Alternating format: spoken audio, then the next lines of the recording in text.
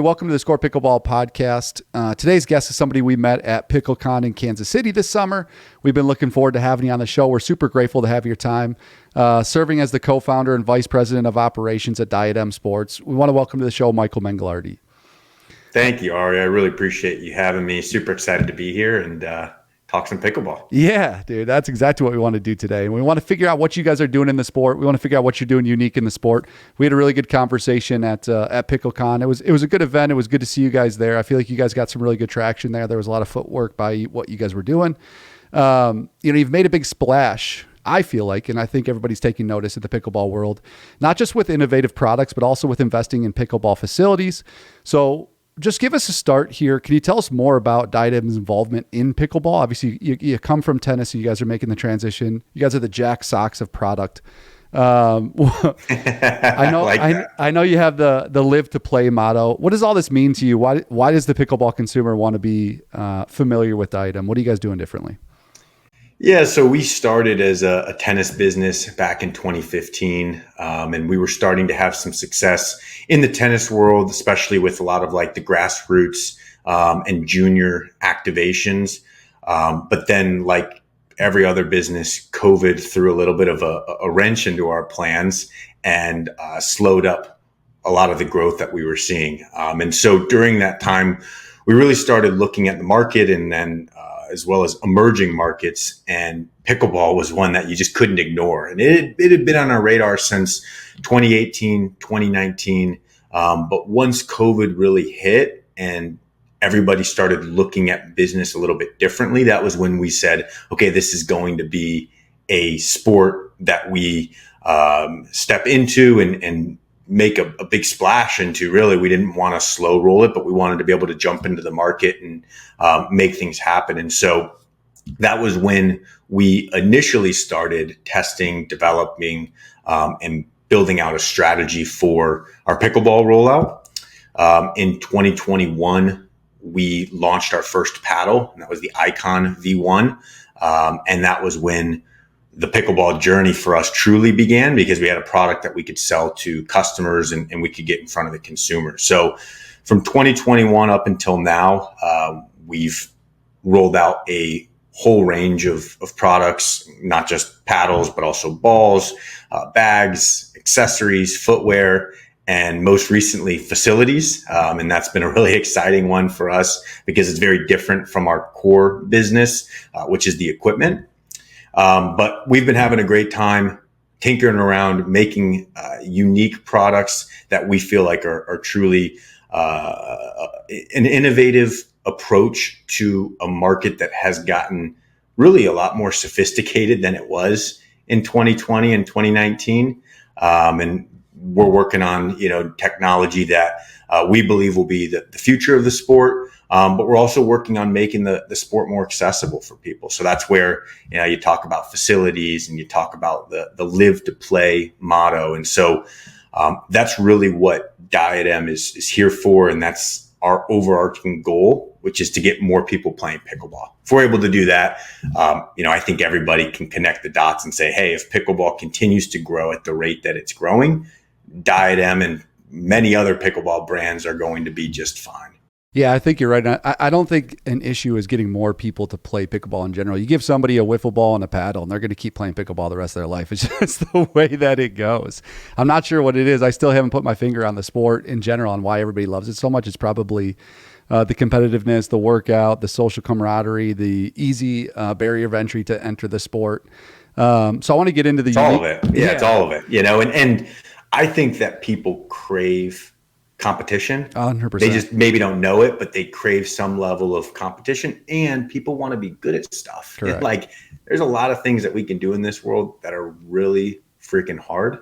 Pickleball, you can go out and you can learn the rules and you can start playing games, and it's not terribly hard to do. Now, to be a 5.0 plus and a pro and win tournaments, yeah, that's a challenge, but anybody can play, and that's one of the many things that are attracting people to the sport. Yeah, I think the nice part about it too is as your skill level scales, your ability to have fun in the sport is kind of remains at an all-time high. Like even if when I'd say I'm about a 4.0 right now, right? So I play with other 4.0 players. I have the best time of all time.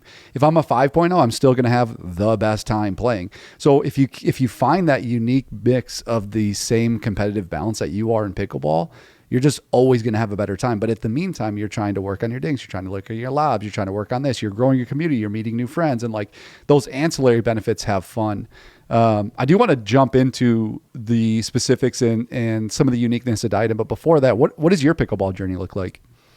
Yeah, our pickleball journey started with a one slide in a multi-slide presentation that we saw years and years ago, 2018, before pickleball was cool and trendy, although it had been around for a while. That was the first time I had heard of pickleball, and it was from people in the industry. They were talking about this sport that was developing and was starting to generate some buzz. And that was when we started to explore what pickleball truly was. And the two other co-founders, Evan and AJ, both had really strong and extensive tennis careers, both as players as well as coaches. And so they had known about pickleball even before me.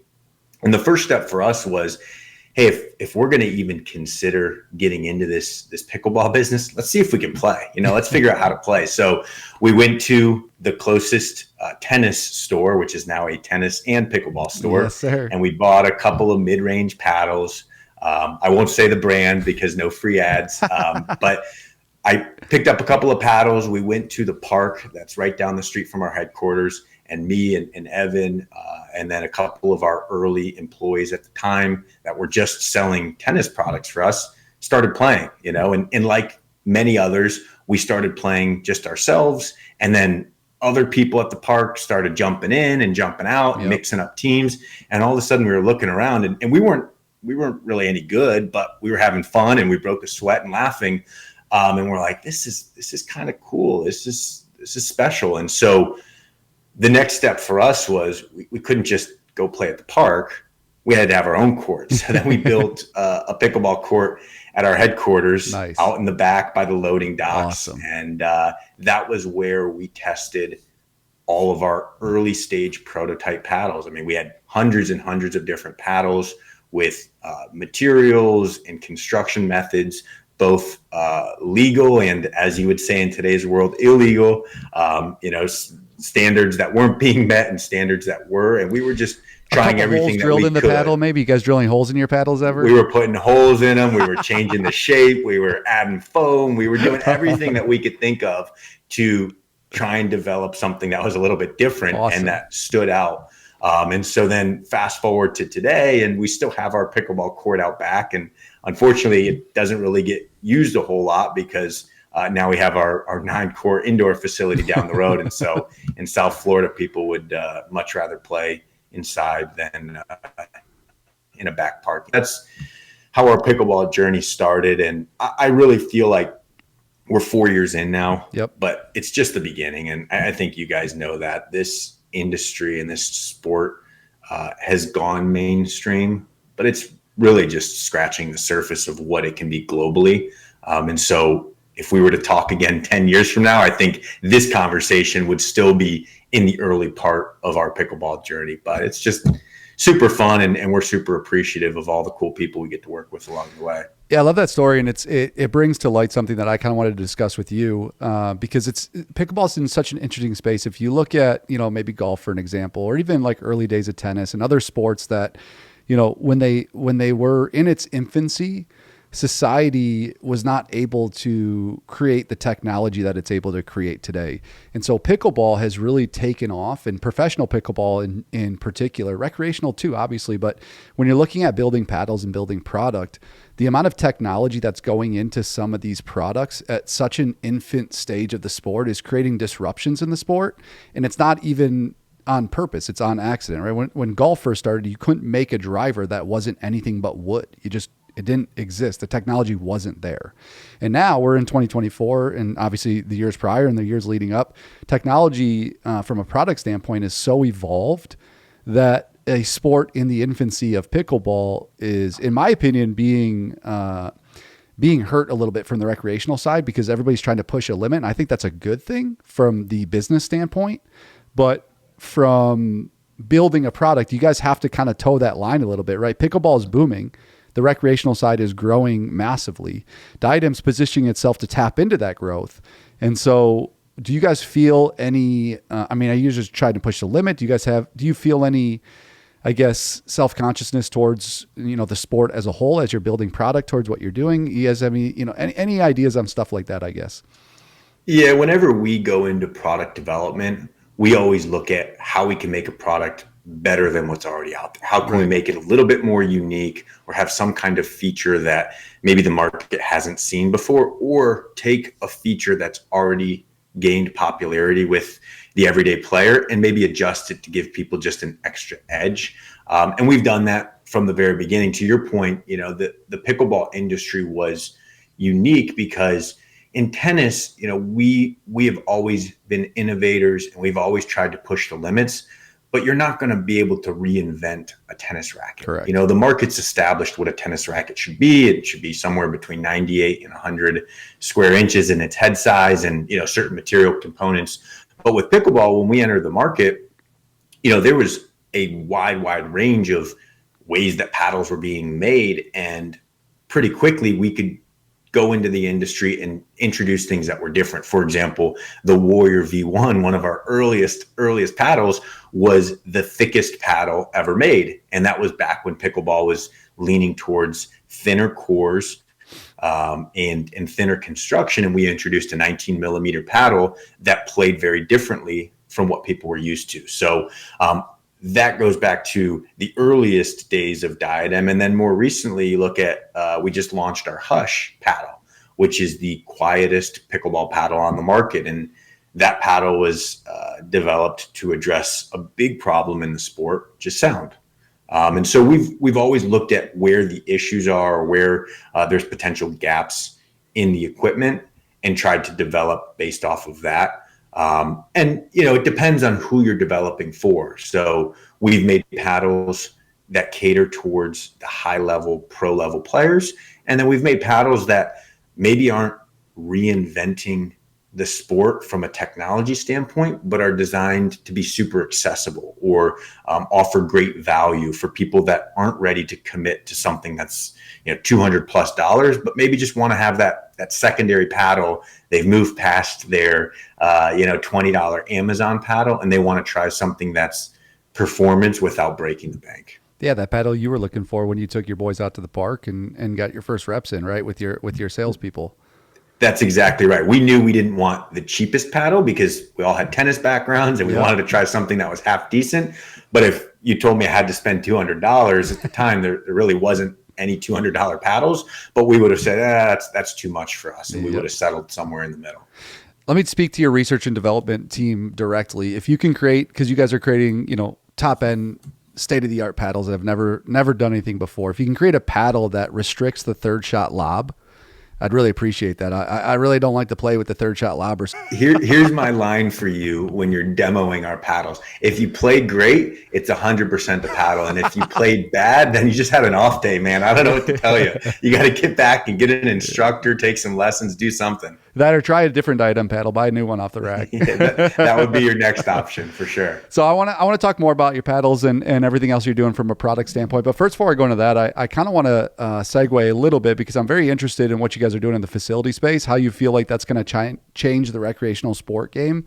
There's a lot happening in that space. And from the beginning, I've heard really great things about the fort in Florida. So I think I would like you to, in the beginning part of this conversation, shine a light on what's so special about that location and what you have planned for it. And if you can kind of tell our audience a little bit more about the fort.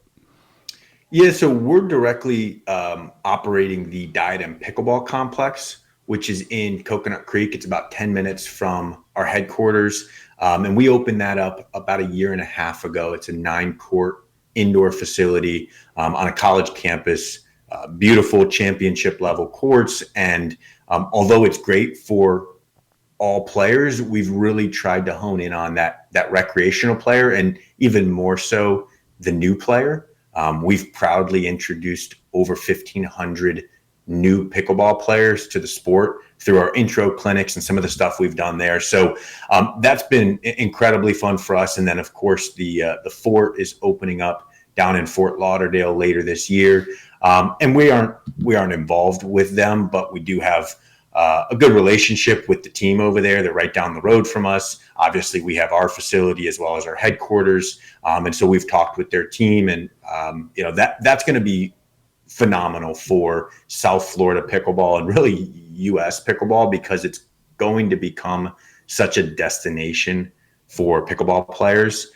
So we're counting down the days for them to open up so we can head down there and get involved in any way that we can. But talking a little bit more about the facilities that are opening up nationwide, I mean, that addresses the second problem in pickleball. So the first is the sound, and the second is there's not enough courts for the demand of players. And so it's been exciting for us to see all of these facilities that are opening up, and how they're opening. They all kind of have different strategies of whether they're going food and beverage first and pickleball second, or pickleball first and entertainment second. But what that's going to do is it's going to bring more investment dollars and more just general media attention to pickleball, and ultimately that's going to help the sport grow. Where we come in is, we want to be a part of growing the sport, and if we can do that by either running facilities or helping other people run their facilities, we're all in for that. And so we're not going out to open up hundreds of facilities around the country. There are some groups that are doing that, and I'm sure they'll be very successful in doing that. But we want to make strategic partnerships and find the right people where we can plant the Diadem flag, but more importantly, help grow pickleball in other markets. Yeah, I love that idea. So the facilities that you guys are running, what does that look like? Do you guys have a model in terms of memberships, in terms of, how people can reserve courts? Can people join leagues, take classes? Are there going to be tournaments involved? What does that look like at your facility right now? Like how are you, obviously that number 1,500 new pickleball players, that's fantastic. Congratulations on that, by the way. Bringing people to the sport. It's not easy to get people to come back to the sport, but to get them to take the initial leap into playing pickleball. And then, I think the hardest part about your first entry into pickleball is learning the uniqueness of some of the rules, trying to keep your head in the game about, letting the ball drop after on the return, and getting your feet up to the kitchen line, stuff like that. Once people surpass that and kind of get that as muscle memory, people take off with the sport, right? So get people in there and understanding that's great. But how do memberships work? What other types of things you guys offer in leagues, any classes, stuff like that? What do you guys got going on at the facilities? Yeah, it's really all of the above. We truly believe in the live to play philosophy that you and I have talked about, and empowering players and athletes to get active and get a paddle in hand. And so because of that, we are not a membership first facility. We're open to the public. If you're in town for a work trip and you want to stop by and play pickleball, be our guest. We'd love to have you. Awesome. And so that's the core of how we operate there. Is we want to have programming and activities for everyone, whether it's your first time stepping on a pickleball court and you need to learn the rules of what a dink is and what a kitchen is, which, by the way, it's an intimidating thing for a lot of people. Like, yep. I'm sure you remember when you learned something new, a new sport or a new hobby, going out and breaking down that barrier of the foundational rules, at least for me, is the hardest part, because it's like, is this appropriate? Is it the right way of doing it? Am I, proper court etiquette? So we break down all of those barriers by letting people sign up. And when they sign up, we say, if you've never played pickleball before, this is for you. Come on out. You don't even need to bring a paddle. We'll give you a demo to try out. And we teach them the rules of the game, but also how to play the right way. So when they do get down those rules and they start learning strategy and serving and dinks and drops and all that other fun stuff, they have a foundation that is built to last. So we start there. We go all the way up to pro level tournaments, 5-0 plus leagues, clinics for advanced players that want to work on more sophisticated and complicated shots. And so by doing that, we've created a space where anybody that wants to play pickleball can come and hang out. Of course, you can go and rent a court with your buddies and have your own private games, or you can just show up and join an open play or a clinic or a league.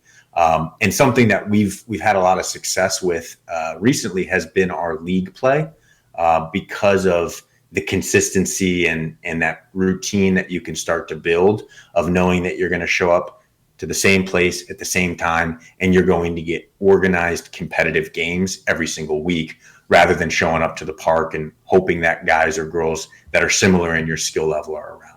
Yeah, that's awesome. And to speak on a couple of those points, so we have a friend that we introduced to pickleball. He's like a hyper athletic guy, and when you talk about breaking those barriers of learning a new sport, you become like a toddler again, right? Learning how to play soccer for the first time, learning how to play basketball for the first time. You just don't actually know the rules. You haven't most other sports, maybe you've watched a professional match or you have some buddies that have played it before or whatever. You went through high school and you had gym class or, something like that. But most people don't even know the rules of pickleball. And so, when he played, he had a little bit of a hard time because he just couldn't figure out the rules. He kept getting in his way. He kept overthinking it. But you're right. The more you get into it, the more you play, the more it becomes muscle memory. Now the athleticism takes over. Now the strategy takes over because those rules are incumbent to what you're doing.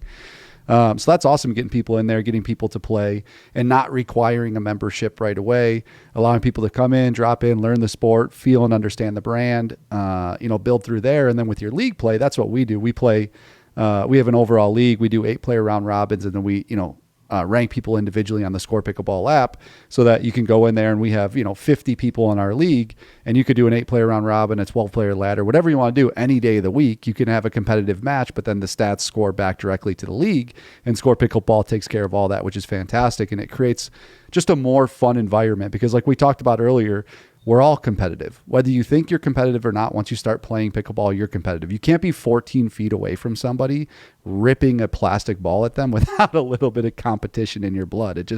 That's the beautiful part about the sport, is you're able to have a really good time in that space.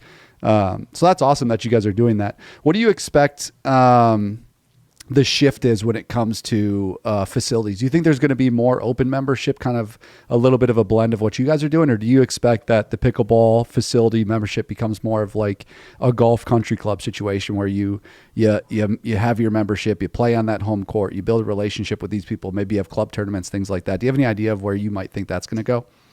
Yeah, that's a great question. And to be honest with you, nobody knows the answer to that, Yeah. right? And every facility is relatively new in the grand scheme of things. I mean, Chicken and Pickle was one of the earliest to the facility space. But I do think that successful facilities are going to vary based on markets. 100%. In markets where there are a lot of country clubs, maybe there's demand for a open to the public but higher end pickleball experience.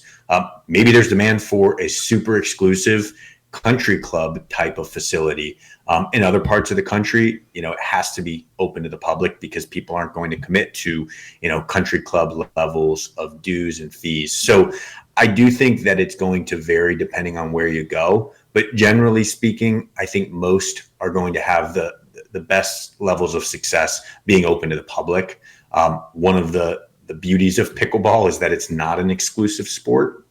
I think that's what attracts a lot of people to it. With golf and even tennis, at times there's a certain stigma and aura about the sport that attracts people, but also deters people. So pickleball eliminates that, and it's the sport of inclusivity and accessibility. And so I think facilities are going to probably follow that pattern. One of the trends that I expect to see with pickleball play over the next few years, and it lines up really well with what you guys are doing. And I think your app and the platform you're building is very smart, because I think more and more people are going to move towards structured leagues and structured routine play rather than tournament play. Yep. Because you think about the premise of a tournament, you're going to have to travel somewhere, spend a bunch of money, sit out and play maybe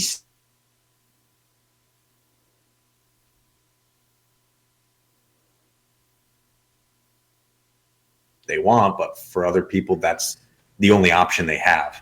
But if they were given the option to play in leagues where they could find people of similar skill levels and know that they could play 2 games, but it's every single Tuesday at 6 p.m., I think that is a more realistic habit for your everyday pickleball player.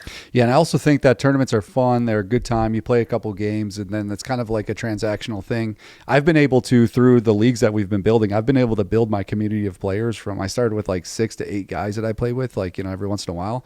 I literally have an Excel spreadsheet that I'm going to build this same process into the app soon. So it's kind of a streamlined thing. I don't want to give too much about it, but there's going to be a really good way to be able to grow your community within the Score Pickleball app.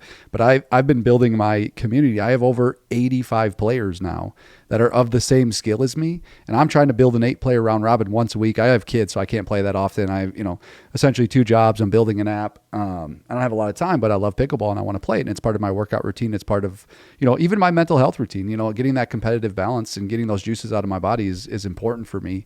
But I do an 8-player round robin once a week. I'm one guy, so I only need 7 other people. I have a list of 70 people to pick from. And the only reason I have that list is because I have a league, and every once in a while somebody can't show up or somebody comes and play and they're like, oh, this app is awesome. I love the stats that I get. You should talk to my buddy Michael. Michael will play too. Or you should talk to my buddy Tony. Tony will play too. And then they shoot me their message and I get their contact information. I add them to the list, and it's very easy to scale that community of competitive players. So you can always get a match if you're building a league. Super hard to do that when you're in a transactional tournament that you're traveling to. Yep, no, that's exactly right. And I'm sure you never have a day where you can't find people to play with. So you hold all the keys, man. The most popular guy in town. Well, I want to give that experience to everybody else. I want to make it easy for everybody else to do that, right? Because technology can bridge that gap. But speaking of technology, I want to get away from the complexes a little bit and what you guys are doing with the facilities and talk more about your product. So talk to me about your latest pickleball paddle release. I played with some of your balls the other day, actually, with my 8-player round robin. I really liked them. I thought the bounce was good. They didn't whatever you call it, they didn't deform or whatever. They didn't lose any form. We didn't crack any balls, which is rare because we were blasting them. But I thought the ball bounced really well. It was a good ball. We played at like a regular outdoor court in Michigan. The weather was good too, so that probably helped out. But talk to me about your product. What makes your product stand out? And we talked a little bit about your research and design and stuff like that. But tell us a little bit about Diadem's product and why the recreational player in particular would want to take a look at it off the shelf. Yeah, I mean, you just did a nice little promo for us right there on the pickleball, but you're spot on. The ball that we make, the official ball, is a ball that plays very true, so it has the bounce and the speed and the stiffness that, a higher level player would want and expect out of a ball without any of the negatives. It doesn't crack, it doesn't warp, it doesn't deform. I'm sure you're hitting the ball nice and good. You're not taking it easy on it. And so if a ball can survive a couple of games with you behind the paddle, then that is about as durable of a ball as you can hope for. And that was something that we recognized when we developed the official ball and, rolled it out earlier this year. This is a great ball, but there's a lot of options right now. There's a lot of balls to choose from, and there's rules about balls you can and can't use, and Correct. balls you can buy on Amazon and at your local store and here and there. And there was a lot of confusion and I think misinformation about pickleballs. And so one of the commitments we made earlier this year as part of our Live to Play brand strategy was to give away pickleballs. We literally wanted to give away pickleballs to players across the country that would be able to try them for themselves and make their own decision on what ball they liked. So our commitment for 2024 was to give away 250,000 pickleballs across the country. We're about 60% there, so we still got some work to do in the second part of this year. But we do that through a number of different ways. We sponsor tournaments, groups, clubs, facilities, but we also just reach the everyday people. We do a campaign called Free Ball Friday. And every couple of Fridays, we drop a promo code on our social medias, or we do a form submission. And if you're selected as one of the winners, and we pick hundreds of winners each time, we send you a free 3-pack of balls for you to try. Awesome. So the product, I believe, does speak for itself once it's put into a player's hands. And pickleball players in today's market are educated enough and have a pretty good pulse on paddles, especially. And so when you put a Diadem paddle into a player's hand and they compare it to whatever they're using, more often than not, they recognize the quality and the features and how it plays. The latest paddle that we just came out with was the Hush paddle, which is that quiet paddle that we talked a little bit about. And that was somewhat of a niche product for us. I didn't expect it to blow up and be this massive seller, because not everybody has a noise problem. But the people that do have a noise problem have a very big noise problem. But the end result was that I was wrong. There's a lot more people that are dealing with this issue than we even expected. And we saw that in our initial sales. We were getting people that were buying them in multiples. I mean, we're talking 2, 4, and we had one guy who even bought a dozen of these paddles because it's that big of an issue for so many people around the country. And their local courts are being either restricted or shut down, or they can't play at their communities because, let's face it, it's a loud sport. The ball makes a loud noise and some people can't deal with it. So that's been the latest from our innovation center. I can't tell you too much, but I can tell you that we have a lot more coming in 2025. We're going to have a super exciting rollout of new paddles and new products, as well as new variations of existing products. Awesome. So the idea there is to continue innovating, developing, and creating great new product, but at the same time, understanding that there's certain players that like what they already use and they don't want to change to an entirely new paddle, but maybe they want something that has an elongated handle or a slightly different face shape. So that's kind of the status of our product development right now. And I wish I could tell you more. No, that's all right, man. We'll have you on another time to tell us more about it next year. It'd be great. But I love the idea that you guys, the live the play motto is awesome. And the fact that you guys are always about innovation is awesome. I'm not sure if this is a marketing strategy you guys are looking for, but I do have a free idea for you. You said you have your free ball Friday. My Instagram algorithm has a lot of nudist pickleball. I'm not sure if Free Ball Friday fits with some of the nudist communities of pickleball, but you might want to check it out. I don't know. Maybe an idea for your team. Maybe we collab on some Diadem score pickleball boxers, and we can send those for Free Ball Friday. There we go. We'll kind of flip the algorithm on its head. Or if you want to do some grassroots research for us, maybe we can send you out there to check it out. I'll send you out there. Awesome. So tell me more about, are you guys going to be in big box stores? Where do we find your product? Where do people take a look at what you guys are doing? What are some ideas on stuff like that? And then on top of that, I also want to, I love the idea, and I saw you guys did a custom paddle design contest, and so I want you to tell me a little bit about that, and if there's more opportunities for people to do that in the future. I grew up with a buddy of mine who's a really good artist. Shout out Motown Sign Company, Jordan Zelke. He does sign work all over, hand-painted sign and stuff like that. And we would print out, he was a goalie as well, and we would print out goalie masks, blank goalie masks growing up, and pull out the colored pencils and draw like our own goalie masks and things like that. And I just think it's such a cool idea. And it brought me back to my childhood to see that, blank slate pickleball paddle. And you guys were able to do like a custom paddle design contest. I love that idea. So I just want to know more about that too, because it's super innovative and it's very fresh and it's very artistic and awesome. Yeah, something that's I think very unique about pickleball in the status of the industry right now is it's so intertwined with culture, and especially young culture, which 5 years ago, if you would have said pickleball and young people go hand in hand, I think most people would have said you're crazy. But pickleball has become the thing, the activity, the social outlet for people in all walks of life. And you're talking about, pickleball for business networking, pickleball for dating, pickleball for your buddies that are in the nudist colonies. So there's all different types of people getting into the sport. And so, with that, you have an opportunity to tie in art or other pieces of creative culture into the equipment. The other advantage, of course, with pickleball paddles is it's a blank slate, and you referenced the goalie masks, and that's another one that you'll see where people will get really creative and use that as a form of expression. But I think a big part of players' buying decisions come from how the paddle looks, and a lot of people will geek out into the tech and they'll want to know features, but at the end of the day, you want to play with something that you think looks cool. And by having a blank slate, you're able to make a lot of different things that look cool. So we did that paddle design contest, which was really fun for us. We had a ton of just phenomenal submissions. And we'll probably revisit the idea and do it again in the future just because it went over so well. But the winner, who will be producing her paddle and opening it up to the market, is a artist, a pickleball player, and somebody that, was able to pair both of their passions into one project.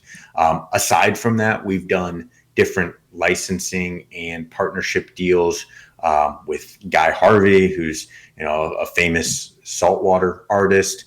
We've done licensing with groups like Texas A&M and even Paddles for a Purpose. So we've done like mental health collaborations, breast cancer awareness collaborations. And so by having pickleball being at the forefront of culture, you can start to bring in all of these different groups and use the paddle as a way to express who you are as a person or as a player. The other thing that we've seen in the last 2 years that's just exploded for the sport has been branded paddles for businesses, because now you can go to a corporate outing or you can give gifts to clients that are pickleball paddles. So everybody's excited and smiling, but they also have your brand, your logo, your story on them. And so that's been another vertical that we've had some success in and partnering up with businesses and giving them pickleball as a marketing resource rather than a piece of sporting equipment. Yeah, I agree with that 100%. And a pickleball paddle uniquely is, a paddle is a little billboard. It can be, at least. So nice, man. I appreciate that. On that note, before we end the conversation, what else is there that you wanted to speak about that we haven't brought to light? Is there anything about your story, anything about the Diadem story, anything that you want the audience, I guess, to come away with that we haven't talked to? I'll give you a chance to kind of cook here a little bit on your own and tell us a little bit about what else you have in store for us. Yeah, the Diadem story really isn't about us. It's about the players. And we try to put that at the forefront of everything we do.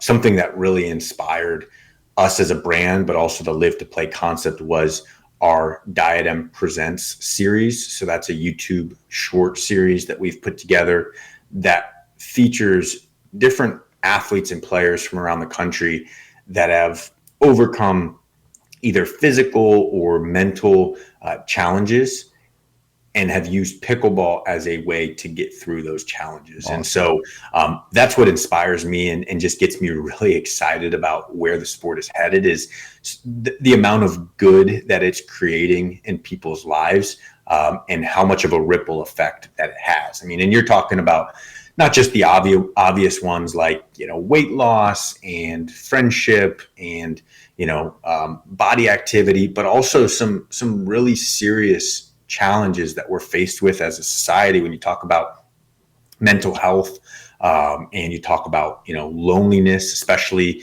among elder communities. And pickleball has been this bridge that's getting people from, what could be a dark and challenging spot in their life to something that's better and happier and brings purpose and all the other good things that pickleball brings. So that's what I want to share when we talk about the Diadem story is the people that make this story matter.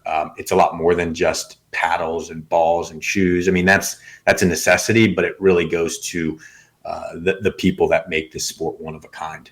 And then when you look at the next chapter for us and where we see things going, I'm super excited about what we're seeing with pickleball internationally. I think that pickleball is massive here in the US. There's millions and millions of regular players and millions of dollars being invested into the sport through facilities and software and brands. But where we haven't exploded yet is in Europe and in Asia, and Australia is doing well.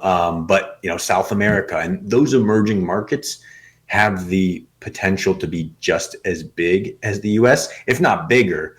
And so one of the things that we're prioritizing in our marketing plans is going out and really trying to grow the sport internationally and to be one of the brands, and there are a few others, but to be one of the brands that brings pickleball to life across the world and not just in the US. So that's something that I think the market should be keeping an eye on. And if you were to ask, what trends we'll start to see over the next couple of years, pickleball will be a global sport rather than an American sport with some global participation. Yeah, and you're smart to put the roots in the foundation now, because eventually it'll make it to the Olympics, and I think it'll be a long-standing Olympic sport. And when that happens, kind of like the '92 Dream Team with the NBA,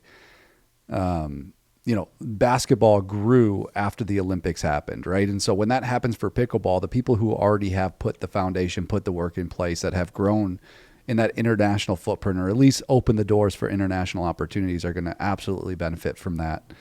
I think that's special. I think what you guys are doing are great. I love your core values. I think core values in a business are very important. I think you guys are doing the right things. I think you guys are committed to what it is the recreational player needs with pickleball. So I'm grateful for your time. Co-founder, vice president, Diadem Sports. Michael, thank you so much for being on the podcast. We really appreciate you.